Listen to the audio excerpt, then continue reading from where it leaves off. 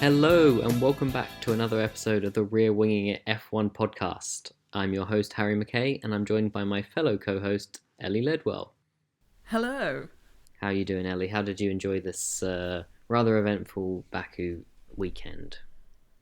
I am doing very well, thank you for asking. And I was watching qualifying. Goodness me, it kept going on and going on. I wanted to watch the football at 3. I only just finished in time. I think the Saturday was a bit more eventful, a bit more interesting than the Sunday.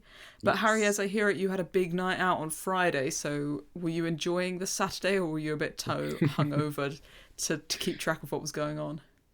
Luckily, a bit of an odd one, but quali started later than the race. So 1 o'clock start here in the UK. So by that time, I would say I was pretty much recovered. But I think the limit of my Saturday would have been watching quali sat on the sofa. So I was Yeah. quite happy to have it go on a bit longer.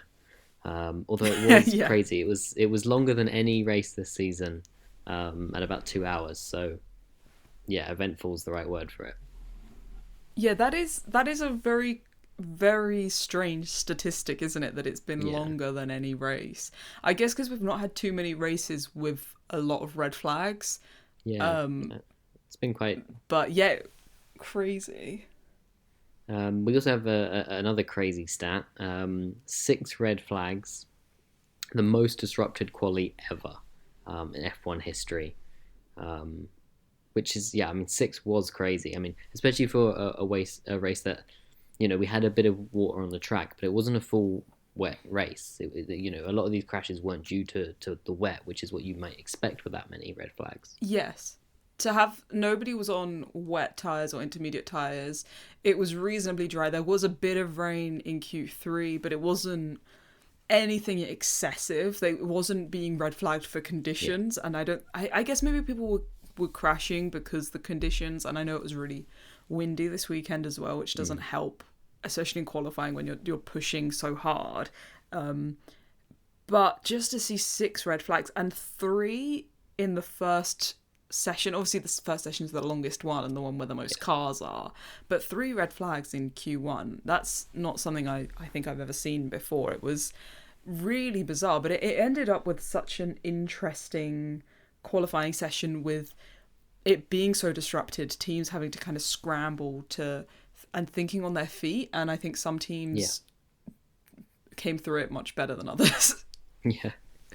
Yeah, I think it was an interesting one because you had that extra strategy. Obviously, qualifying, there's a lot of strategy involved that might not be as obvious as perhaps when you're watching the race.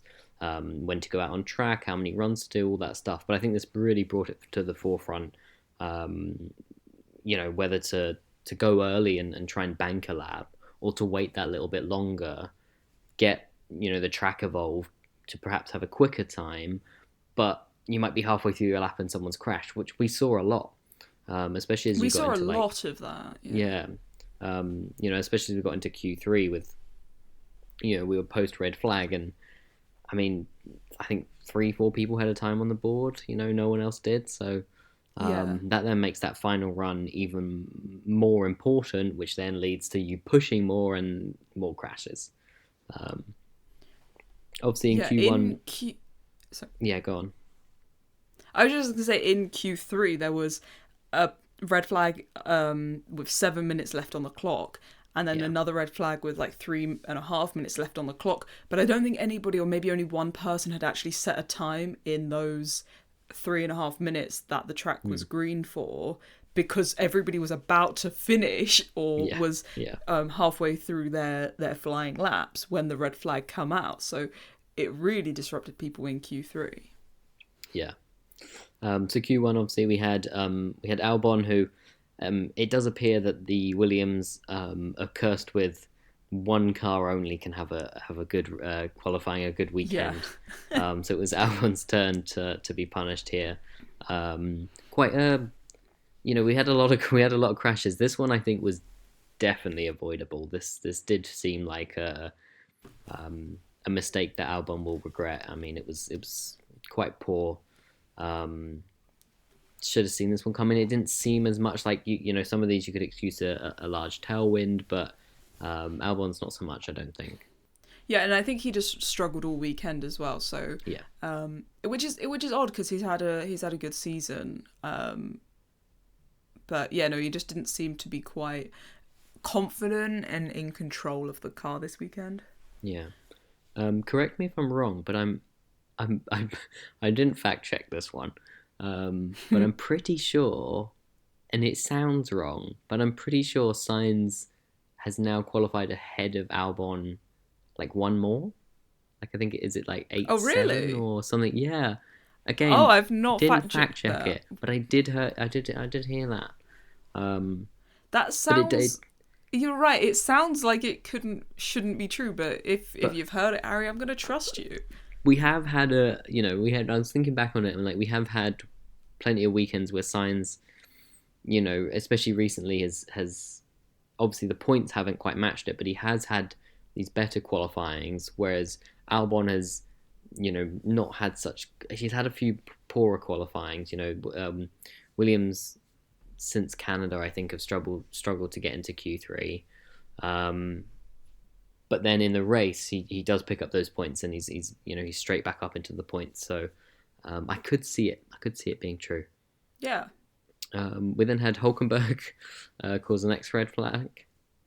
Don't remember that crash as much. There were so many of these that they start to blur. They start to Um, blur. Yeah.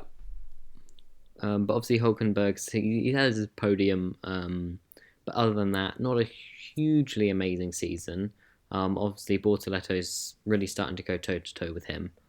Um, and then we also had both Alpines.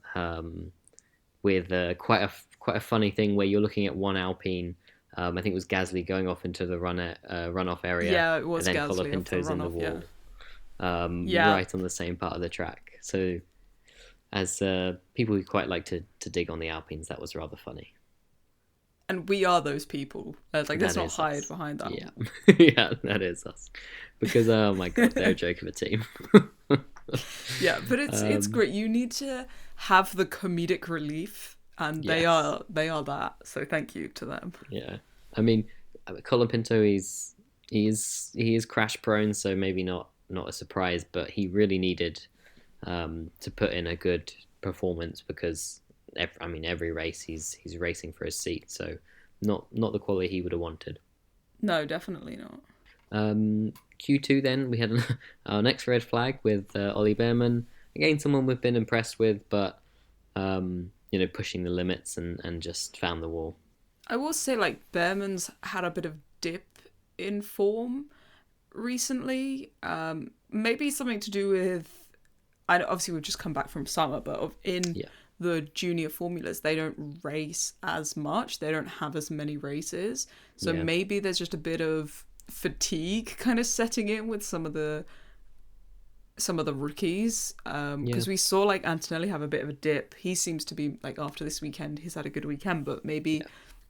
for Behrman as well, the last few races I don't think he's been at his best. But then again, that could just be the Haas car. We never know with Haas. I was So gonna say it has to have been a bit up and down, but yeah, not so good form. I struggle to remember. Maybe we'd have to look at Ocon, and I don't remember many amazing performances from him recently. So, but yeah, I'd agree. I think a lot of the rookies have been having a bit of a dip. You're right about the length of except for season. Hadjar, our True, favourite rookie true. He's of all time, maybe. I think it was the But last race he didn't yeah, get to Q3, right? But that's yeah, literally every other race he's been in Q3. It's crazy. So yeah. So um, yeah. So we had then in Q3 Piastri's crash, um, just just a real gift to Lando, an uncharacteristic that we got there in the end mistake from yeah. Piastri. There was a light rain there, so which may have caused it, but just yeah, carrying a bit too much speed into the corner and then into the wall. So um, yeah, Lando should It's have just something we've capitalized not on that. seen. Yeah, it's something we've not seen really from Piastri all season. He's been Mm, so consistent. And I guess Q3's there's a bit more pressure, but it was early enough, I think, in the session. It wasn't crunch time, wasn't like, after in the final bit when we got going again, there was like quite high pressure then. So we can't even Yeah, say it yeah, was, he made this mistake under severe pressure. It was just a weird one for mm, somebody who has been so consistent. I know that Lando did also crash in practice over the weekend, so I think maybe yeah, the McLaren was just a bit of a handful around Baku, which I think they were yeah. expecting to not be particularly competitive here. So maybe it was just not great to drive, but yeah, a weird one to see Piastri struggling. Yeah, I mean, I think that could be on the money. With both drivers struggling, could be down to the car a bit, but you do think like with the points lead he's got and the sort of narrative being Lando needs a Piastri DNF to take the risk and to put yourself pretty, I mean, without a lap time in Q3, right? Like, I mean, you're going to start right down at the bottom. It just seems like he should have taken it easier. I mean, maybe he wasn't pushing that much, and it was still just an unavoidable incident. But um, yeah, you think this is just one where you try and keep it clean. You can qualify mid of the um, in Q3, P5, something Yeah, like like that. around like fifth, sixth, something like that. Yeah, Yeah, and then maybe make up a place or two. And honestly, you can come away from that weekend happy, especially especially when the when car's not McLaren performing. didn't expect to be the fastest team. Yeah, I think. I mean, obviously Lando ended up seventh, and he wasn't really able to capitalize on the Piastri crash because he came yeah, seventh when Leclerc and Piastri had both crashed in Q3. So he was seventh, but there was only 8 people yeah, setting times in that session. So it wasn't great. It wasn't a great reaction to from Lando. So as we said, maybe it was just the McLaren was quite difficult to drive. But had he have been able to push up to fifth, fourth kind of place in qualifying, it would have been a different, I think, story. I think we would have come away and been like, he got the most out of it he could, but in seventh, it leaves you thinking there was probably more he could have extracted from that. yeah. I mean, especially, I mean, it was quite good racing direction. We got to really sit on board with that. Um, the final lap that he did, and it was poor. It was really poor. It was messy. It was It really wasn't scruffy. like there was one corner where he's locked up or one mistake the way you're pushing at the limit and these things happen. It was the whole lap was scruffy and inconsistent Yeah, and he was it like turn 10 or something? He did kiss the wall there, so yeah, he he touched the wall, was yeah. yeah he was close to a big crash as well. Yeah. Um so I mean, yeah, it could have been a big opportunity. He's still starting ahead for the race, but you know we'll move on. I did want to mention Sonoda. Good qualifying from him in Q3, which for him has been rare and rare for the Red Bull in Yeah, general. Don't want to just dog on him. But P6 starting ahead of Norris. Um, I mean, he needed a good weekend, and that was a good qualifying from him. yeah. It's hard because obviously the final bit was so disrupted. People, Sainz was provisional pole, and only Max was able to go faster than him. Yeah, Perhaps after a bit of water on the track. So I think it's hard to read too much into it. I don't know if the pressure has been lifted off of him. If I were in charge over at Red Bull, if I were like Laurent Marquis, I don't think I would be mm, saying, "Oh, that was fantastic." I think you have to take it with a pinch of salt and say, yeah, "Okay, yeah, we had Lawson in P3, we had Sainz in P2. Yes, it was good from Yuki, but in the context, it was a really mixed up grid in the end." So good performance, and I guess keeping it on track was something a lot of people couldn't do. yes, exactly. Yeah, So yeah, he brought it home safely. yeah. At the end of the day, yeah. I mean, one performance is not going to save you, but yeah, I mean, you take what you can get, and um, maybe in reverse, obviously behind closed doors, nothing changes, but um, just the front in the garage, maybe having a well done, that can maybe relieve some pressure off Sonoda, and maybe we could see something a little bit better going forward. But yeah, not expecting a repeat performance. Let's put it that way. too soon. Obviously, the two Mercedes, then fourth and fifth, great from them to be sort of those. I say best of the rest, but then obviously Sainz and Lawson in P2 and P3 setting those times early turned out to be a great strategy. Obviously, we were thinking maybe the rain would come and that would be it, but even with only a drizzle, only Max could pip them to the post. So um, yeah, real luck, but good from Carlos and Liam there. Um, for their obviously both of them their best qualifying start for the season. Yeah, and people who have maybe, I don't know, but points wise struggled against their teammates, so a big Yes, result. yeah, it was nice as well because yeah, like you said, both these sort of quote unquote underdogs of the team. Um, it's not like Albon and Hadja who've not been that high up, but a lot closer. It was even more of a shock, and um, I mean, I think Sainz is lovable to everyone, and obviously um, Lawson's rubbed some people up the wrong way. He's got quite an aggressive attitude on track, which I do quite like, but I know some Yeah. people don't. But it's obviously nice to see some different people up there either way. So that was very nice to see. Obviously, talking about the fresh blood of Lawson, we'll go just briefly touch on Hamilton not making it out of Q2, starting P12. The Ferraris looked better, sort of in practice, but then it didn't really materialize into qualifying. Which I think has been a bit of a trend with, in practice, the Red Bull doesn't look as good, but then in the race is better, and then in the practice, Ferrari look better, and then in the race are not as good. Yeah, yeah, it does seem to be a bit of a theme. But I don't know if that's Max is able to learn from practice and get the setup right, and at Ferrari maybe they're not as good at that. I don't know if that's something to do with it, or if it just seems a bit weird that we do see that trend quite often. Yeah, I mean it's hard because it's a sort of trend of both. Like you said, with Max seems to getting better and better throughout the weekend, but I think that's always been the case for him. Maybe the feedback to then improve the car.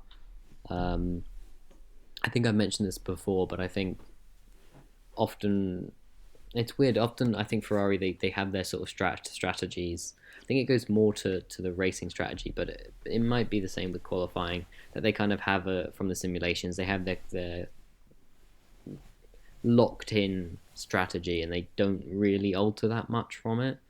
So it could be with setup on the car as well. They sort of stick with it. Can't really. Don't know. It's strange, but it seems to be consistent. So they're doing something consistently wrong. Yeah. Yeah. So on to the race then. We had an eventful start with Piastri having yet another mistake with a false start.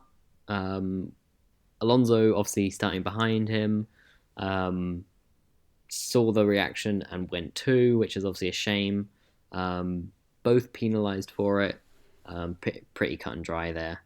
Yeah, I think I've been watching like the athletics world championships, obviously. Yes. And if one person false starts and somebody else reacts to them false starting, they don't get penalised for that. Only but the first in person. Formula Yeah. One, you do, which I think is interesting. But yeah, pretty cut and dry, as you say. They were both guilty of it. But Alonso kind of jumped the start and then carried on going, whereas Piastri jumped the start, then stopped, and then I think he was in like anti-stall, and then he couldn't get going and ended up plumb last. So a really bad start for Piastri.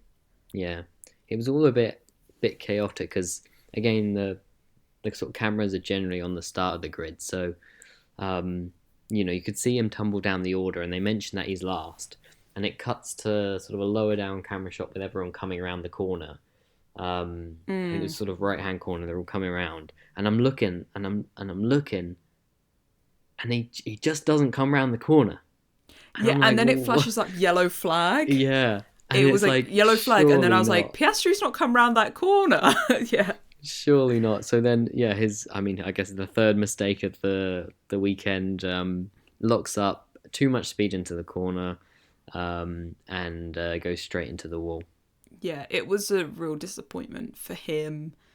I know he has a bit of wiggle room in the championship battle going in 31 points ahead. Yeah. But I'm sure when he was in the wall, he was thinking, "Oh, this is going to be costly." Yeah. I mean, it really. I mean, again, this should have been not quite a miracle because there's a lot of races to go, but um, Lando was not written off at all. But he did really.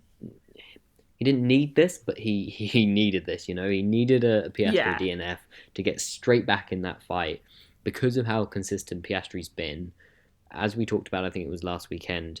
He can't rely on that, winning so consistently, or Piastri having multiple bad weekends, and so even starting seventh, he now needs to capitalize. At this point, he's got to be thinking, okay, foot down. Let's get past the people in front of me. Let's clear him. He was on the medium tires. A lot of people ahead of him on the hards, so he should, early on. He should have been, quicker. Should have been pushing. He obviously loses a place at the start to Leclerc,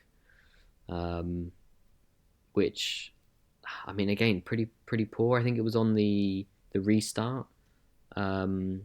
He lost that place, I believe, with a really slow restart. Yeah, and then he was then fighting with Hamilton behind, was it? Yeah. He was fighting with Hadjar and he was fighting with the Ferraris, and he shouldn't have been in that battle. He shouldn't have put himself in that battle because he lost. Yeah, he lost out on the start, and I mean, it's classic Norris, isn't it? But he just keeps putting himself in the same position, and in somewhere like Baku, we just it's so much more difficult to get past, especially with some of the teams around being much faster in a straight line. You don't have the same advantages they would have had on a regular racetrack. So it was sloppy from him. And I mean, maybe we're being too harsh on him, and maybe it comes back to the McLaren was hard to drive, and he managed to get it to the end of the race, something that Piastri wasn't able to do. But this could have been a huge opportunity for him. Yeah, I think I did say it was really early on at the start, so I think I sort of saw the picture coming. But I said, this should have been an interesting one with the two McLarens down, further back than they should be, fighting their way through some quality drivers, to get back to the front of the grid. And obviously that didn't happen with Piastri, but it could have still happened with Norris. And I said, if this was, Hamilton on any of his championship seasons, if this was Verstappen, even now really, we would have, you could put money on it that by the end of the race they would be on the podium. They would be, Hamilton's best in the fastest car, at his best, at Verstappen's best fastest car, probably first, if not second. They would maximize that weekend. It just whether it's the car, whether it's them, it just doesn't feel like they're at that. They're obviously great drivers, both of them, but I think we've sort of talked about this a little bit. It doesn't feel like the most exciting championship. They doesn't feel like they're both at the top of their game, even though they've both had some quality drives. They're not killers, I don't mean that in a they would murder people. I don't think Lewis and Max would kill people, but they have that killer instinct, and they have that when they put that helmet on, they just have like tunnel vision, and they know how to win. And obviously Lando and Oscar are fantastic drivers and they know how to win, but I don't think they have that grit their teeth and like go for it kind of attitudes. I don't know, I don't want to say they're like softer, but they kind of but it does there's feel less like fight it. almost. And I think the papaya rules we've obviously talked about, I think whether it's right or wrong, it gives that impression of a paper tiger, these soft teeth, and combine that with the fact that even nice and clean, we haven't seen them overtake each other on track that much. It does just create this image of a lack of bite from both of them, which is a shame, that's a good way of saying a lack of bite. But you know, Lando eventually we'll just tie this up. I mean, he manages, I think, a 6 points, Yeah, which six I mean points. is So worse than the reduces the seven deficit to points. 25. Worse than the 7 points he would have got if he was first and Piastri was second. So Yes, disappointing, yeah. but take what you can get.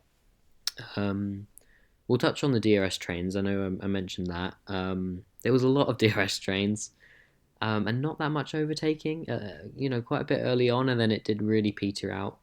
Um, is this just we just accept this as fact pretty much now, or Yeah. I think it was just annoying when you saw people trying a different strategy and people were on tyres that were, 15 to yeah, 20 laps fresher and they still were getting yeah, stuck in DRS trains and couldn't get past. And it was a bit frustrating. And I imagine for the racing drivers as well, thinking I've gone for this strategy and I still can't get past. But yeah, we spoke before Baku, and you were saying, Harry, that every couple of years you do get a good race, but you do get some really yeah, dull yeah, ones. And I think if it weren't for the drama of the championship battle being force fed to us, this would have been quite a dull race. yeah, But I guess because we had like an exciting qualifying, there were people out of position, so we ended up yeah, with quite a nice result with yeah, yeah. Carlos Sainz being on the podium. But it wasn't actually that interesting to watch. Yeah, no, I think you put it perfectly. Like, I mean, you had that lingering tension of, oh, can they hold on? Can they make it? I mean, obviously, Lawson didn't have as much pace, and so he slipped down a bit. But he still, he was third. He finished fifth. So, I mean, a cracking weekend from him. Yeah. Sainz second, finished third. That maybe should have. It gave the race more tension than it should have. But in reality, I mean the Mercedes didn't have the pace to catch. We had these DRS trains where Norris can't get through, Leclerc can't get through. I mean, there wasn't really that. I don't want to take away from it, but they were never really at that much danger. Carlos especially. It sort of felt like he had the Yeah. pace. He had it in the bag, which, I mean, great for Williams, but Yeah, yeah, because George Russell did obviously finish ahead, did get ahead. George yeah, had a great race going from fifth to second, but a big part of that was everybody got stuck in the Liam Lawson DRS yeah. I mean, it train, was it and was he off track. created a massive gap. So when George Russell he matched his strategy with Verstappen's. Yeah, He had that gap because Lawson had held everybody back up. So the top three, though the top three were reasonably comfortable because of Lawson yeah, being yeah, slower, but people still not being able to get past. So yeah, a bit of a weird one, but I mean, you can't take it away from any of the top three. I think they all drove really well, but obviously especially Verstappen, he was supreme this weekend yeah, again. yeah. No, yeah, two in a row, which I mean, he's And now two had very dominant yeah, races in a row, yeah. you know? It's not just Um, like, oh, he got two, but there was, this bit of caveat. luck, or He yeah, he dominated these two races, yeah. yeah, um, yeah. Uncharacteristic of this season, but not uncharacteristic of Max. Nice to see. I mean, he But now he's he's got he's got that, more. sorry, just Yeah, sorry, go ahead. he has that I can win this and I'm Yeah, going to win yeah, this and nobody is going to beat me mentality. yeah, yeah. Because he Um, didn't need to win by that much, but no, he's going for it. yeah. I was just going to mention qualifying. He now has more poles than anyone else this season. Obviously, the McLaren duo as a team have more, and they've been splitting them up. So it's not necessarily a pace thing, but still shows that even when the car's not the fastest, he's been taking those poles. Um, Yes. But we'll I talk think about one of the reasons McLaren's been so good this year is because of how they treat their tyres. So I yeah, think in over one lap, the Red Bull maybe gets its tyres into a better window, but over a yeah, race, the McLaren has a bigger tyre advantage. So I think that's one of the reasons that the McLaren have been so dominant this year.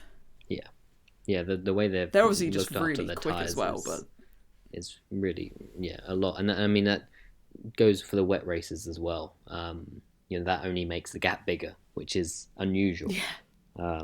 So it explains the dominance. But I mean, maybe there's a bit of a shift here. I mean, I think if we're being realistic and the pace is more reverts to what we've seen before, I think Verstappen has another chance at Vegas. The Mercedes have been strong in Vegas, so I'd expect them there. Otherwise, I think realistically, the McLaren should be back in their 1-2 spots. I think, but I don't know how you feel. Yeah. A bit more optimistic for some competition, but I think I'd stick with that. No, I think yeah, at the beginning of the season, if you had to say 2 races or 3 races where McLaren were going to struggle, it would have been Monza, Baku, and Vegas. Yeah.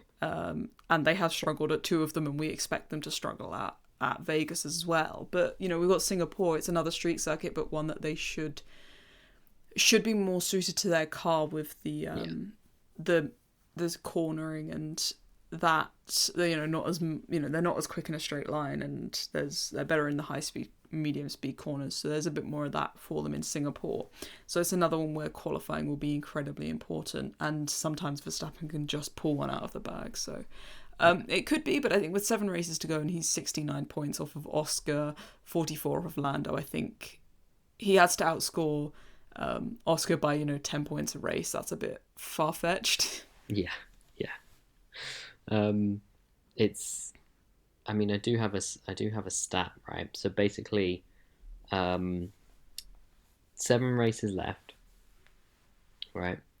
With the current point system, the largest championship turnaround at this point is 39 points in 2012 by Vettel, and that's a gap of 1.56 race wins. Okay, if you sort of try and normalize the championship point system, 1976 is the greatest margin turnaround, and that was James Hunt, overturning 2.55.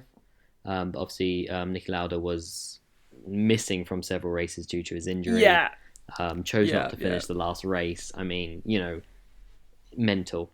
That's 2.55 race win deficit. Max has a current deficit of 2.76. So, I mean, it's completely out of the question. And if he did, this would somehow turn into probably the greatest championship victory ever. Probably out of the question. But the whole papaya rules, if Verstappen did come under threat, like if Verstappen was becoming a threat to Oscar, then any 1-2 they would surely switch positions. And make sure that Oscar won. So I think having 2 of them at the top, especially, it kind of writes Verstappen out. I think if it was only one dominant driver, then you could say, oh yeah, maybe. But with having the ability to play the team game when Red Bull don't, it puts it massively in the McLaren favour. No, exactly. I think they've still got all the momentum on their side, really, and one of them should be up to sew this up. But it's it's nice to speculate a little bit, but let's not get ahead of ourselves. We'll just finish up on the race with a couple. Obviously mentioned Lawson P5 best career finish, Yuki best finish of the season in P6, Antonelli a P4 after some bad performances. Mercedes up to P2 in the constructors. So that's that is an exciting fight for P2. Very close between the Mercedes, Ferrari, and Red Bull. Yeah, with only 18 points, 7 races to go, that's anybody's. And if any of them could finish second, third, or fourth, and if you finish second and you finish fourth, that's quite a big gap in massive in money. So it's something they'll definitely still be thinking about. Yeah, something I think we'll focus on obviously a lot more. I think as well over the next few races. It's always nice where obviously you do looking at these other places, but that last third of the season you really hone in on where the battles are lower down. So that would be a good one to watch. I think finally, just again, fantastic from Sainz. He now has a podium for McLaren, podium for Ferrari, and a podium for Williams. So for pretty cool stuff. Pretty cool. To brag of. There's only one driver, I believe, who's also got a podium for McLaren, podium for Ferrari, and podium for Williams. Do you think you can guess it? Well, podium for because like when you were like podium for Ferrari, podium for McLaren, I was like, oh, it will be Alonso, but for Williams as well. Felipe Massa, obviously not, but Alain Prost. Oh, I believe the only Prost. one who's done it. The damn French. Yeah, the Frenchman. So a very elite group to be part of, a group of two. Yeah. But that's pretty cool. When you look at it like that, obviously not exactly in their heydays, Sainz has been there, but he's managed to pick up podiums at each, so this is pretty cool. Yeah, it's their first podium for quite a while, and Albon hasn't podiumed there. So No. although Albon, I think, has been really impressive at Williams, he hasn't achieved something that Carlos has come in and done in his first season. So a lot of kudos there for Carlos Sainz. Yeah. So on that nice note, we shall move on to some grid news. Ellie, do you want to take us into that? So the 2026 sprint races have been confirmed. There's going to be 6 of them, with Great Britain, with Silverstone hosting a sprint race. Singapore also hosting a sprint race for a reason nobody can quite understand. Talks that in 2027 we could have 12 sprint races, which would of course be one every other race, which is something absolutely nobody wants. So Oscar was given a 5-second penalty for the false start, but he wasn't able to serve it. This does not carry over, though, to Singapore, so he will not be facing a grid penalty in Singapore. Interesting. Even though he didn't serve the 5-second penalty, I think, because he crashed out and it was a full start that he was allowed. It was decided, he doesn't need to. Interesting. Carry that over, which is interesting. They normally do carry over, right? But is it only if you finish the race, or is this? I've seen some where they haven't finished the race and so it has been carried over. Yeah. But I was reading the driver's regulations and they made no sense. So it is what it is. I guess he got his penalty. Yeah, I mean, if you look at it if you look at it in the scheme of things, there was no advantage from that. I mean, obviously he lost places due to it, and then obviously didn't even finish the race. It makes sense, but I thought that I'd seen them carry over more often than not. So interesting, but that's good for him. Yeah, it's good for him. So the Alpine driver conundrum, Briatore has hinted that the 2026 seat is up to Colapinto and Paul Aron, who is the reserve driver. He impressed previously in the junior formulas. So Alpine could be rolling a dice again on another rookie, which they had Gasly and Ocon, and that was quite a stable relationship, much more stable than we were kind of expecting when those two partnered up together. And then they've kind of just been rolling the dice on rookies since then, and it hasn't worked out. So it would be interesting to see, but Alpine's just been a bit of a joke team ever since the whole Piastri debacle. Yeah. So we'll see. But I'm not gonna hold my breath that it's gonna go well for them. But I'm not even convinced. Them, so. I'm not even convinced it'll be one of them in the seat. Like with Briatore, I mean, who the hell knows? You think he could just be in there himself? Basis. Yeah, honestly, just who knows? I wouldn't rule that out. Guy's lunatic. So, Azerbaijan has extended its stay on the calendar until 2030. So that is another 5 years of Baku. Mm-hmm. I think on the back of this race, it's not the best news, but you never know. We keep it to try and keep us optimistic. We keep saying the cars are getting smaller again. Yeah. I mean, to try and put a positive spin on it. Yeah, I mean, I'll defend it because I think overall there's been more better races here than not, and honestly, these days that's not something you can say about a lot of tracks. Yeah. And even then, this weekend we had a great qualifying, so you Yeah, know, it was and still I entertaining. like the track. I like the castle section especially, like everyone. It So looks pretty. a 5 year extension is quite a lot, but Yeah. yeah, But at least there's some like stability in the calendar. yeah, So which is finally, from Grid News, Christian Horner is being paid 52 million in severance. That's Great British pounds. I believe it mm, equates to 60 million euros. Because he had, a deal much like Azerbaijan. He had a deal to 2030, yeah, which was paying him 10 million euro a year or 12 million euro a year. So he's ended up with a nice 52 million pound pay packet to it's go and rather ride off nice, into the isn't it? sunset with. So Yeah, I saw a few conflicting reports on the total, but 52 seems to be about the it was the lowest one I saw. So he's pretty much got at least that. But it seemed the most realistic, I think, as well. Um, yeah. do you think Horner's riding off to the sunset? Sorry, or do you think we'll see him again rather soon?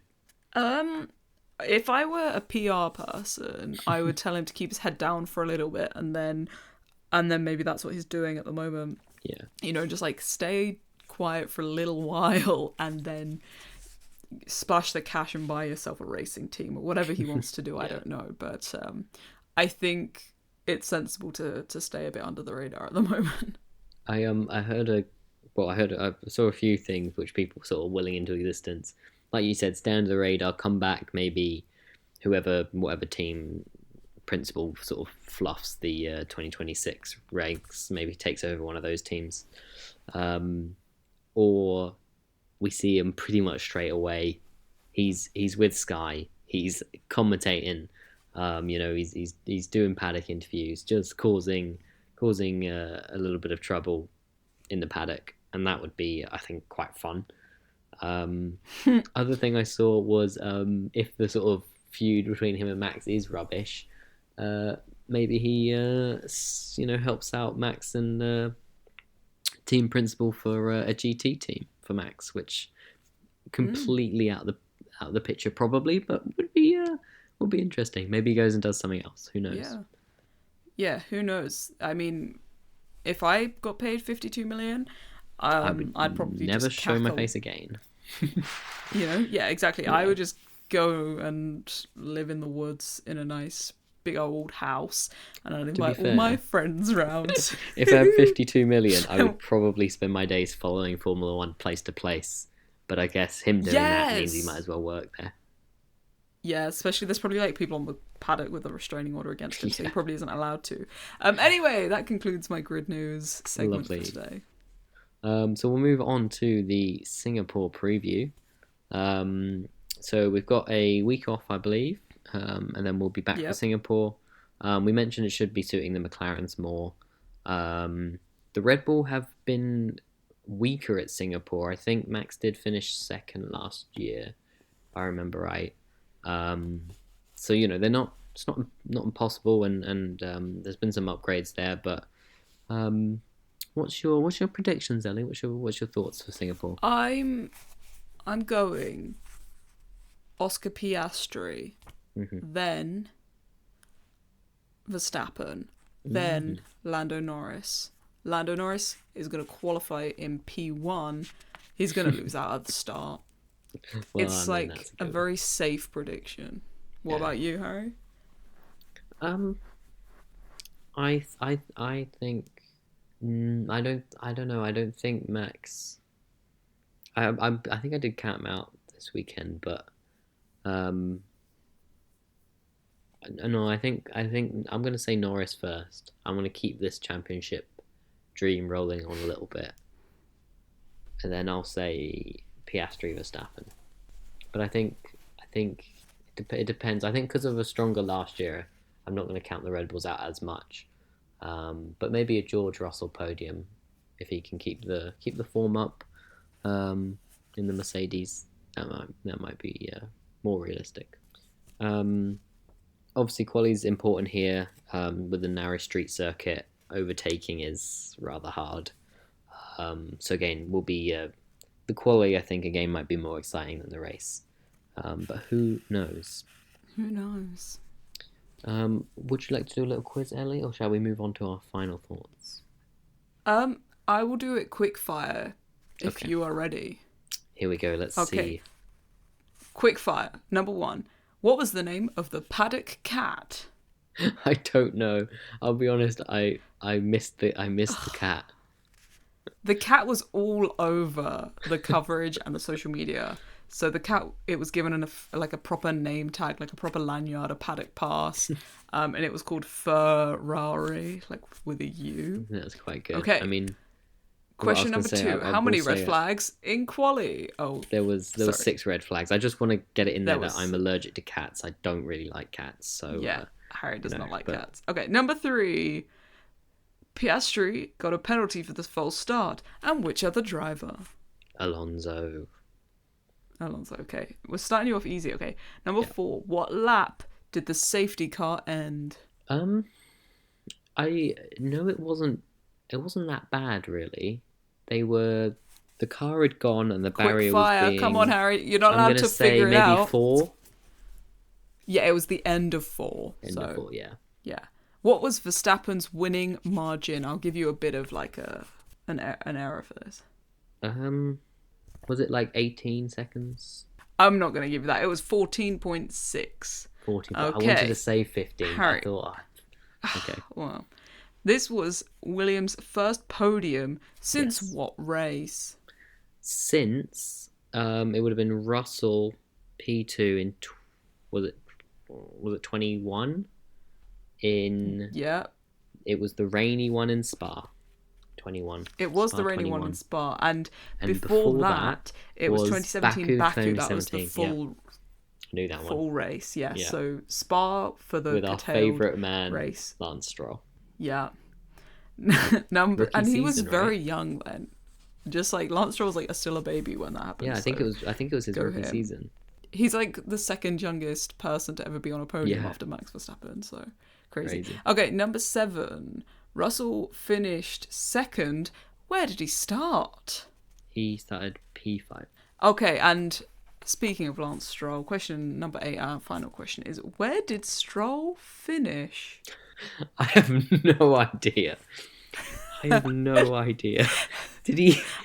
He I'm finished gonna say- 17th. Okay, I was gonna say Oh. last, just because. So the only drivers that were behind him were the Alpine drivers. Okay, yeah. I So there I we have go. no That's memory of Stroll concludes during that the quiz. race. Yeah, like I just thought I'd put it in there because I know you love him. Yeah, that was good. I like that. Okay, lovely. So, Ellie, what's your final thoughts? My final thoughts are 7 races to go. I'm hoping for a battle. It hasn't materialized, but I'm being optimistic. Mhm. You know, I'm hoping it's gonna come sometime soon. So Have you, like fingers crossed me, for that. Switched your thoughts to?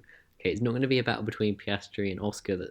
Piastri and Norris. That's going to give us some entertainment. It is going to be Max clawing his way back into this.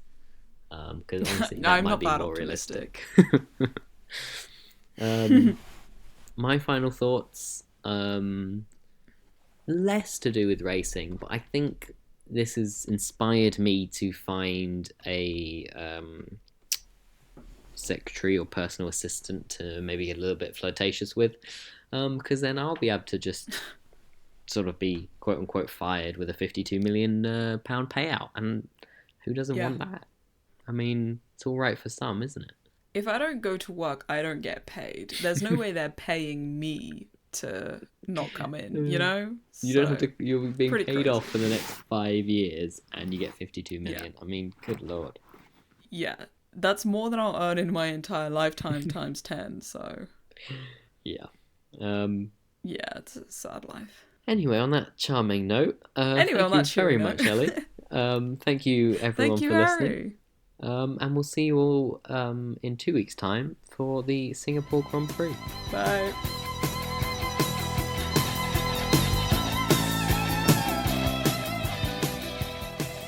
Lovely.